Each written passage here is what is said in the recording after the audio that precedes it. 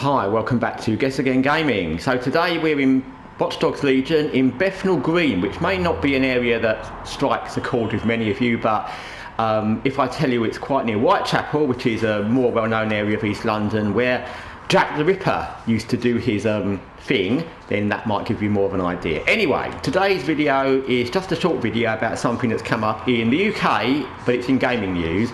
It may be, and it's probably relevant in any country if you're watching this, but it's something that's particularly relevant to the UK because it's just come up in UK news, which is that despite a petition with many thousands of signatures asking the UK government to put tighter controls on what gaming companies, gaming developers, gaming studios do with digital content, i.e. disabling games or stopping support for games once you've purchased them, they've decided not to act to tighten the laws to enable that, which is disappointing. I don't know why they've decided not to act, because it's an area that certainly needs tightening up.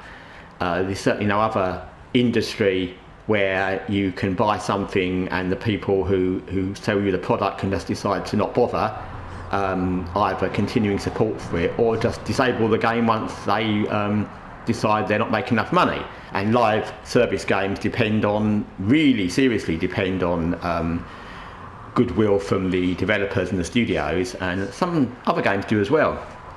So it's not a good thing, because I think moving forward the laws on digital games, digital content in general, but digital games needs to be tightened a lot, because as discussed before on this channel and many others, the fact that the gaming industry seems to be sliding towards the fact they kind of want more digital games in general. They don't really want people to buy physical discs because they have more control over digital stuff, and of course they can put into agreements on digital stuff that you don't own the real game, and they can decide to get rid of the game and delete the game or change the game. There's much more things they can do, whereas if you've got your own disc, it's your disc.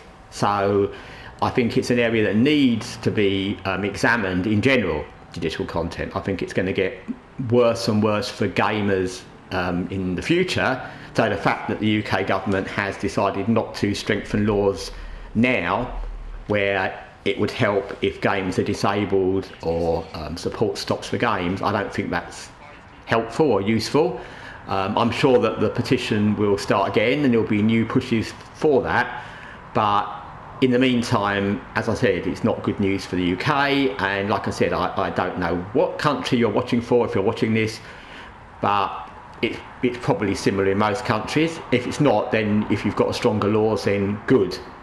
Then that's fantastic, but I think every country needs to be cracking down on that, because otherwise we're going to end up in a situation in the future where all games will end up being virtually digital. No one's going to own their own games, whether they're live service or not, and people, i.e. the developers and the studios, can decide to just tell you don't own the game anymore, they're getting rid of the game, you have to pay extra for the game, you have to go online to get the game, whatever they might want to do.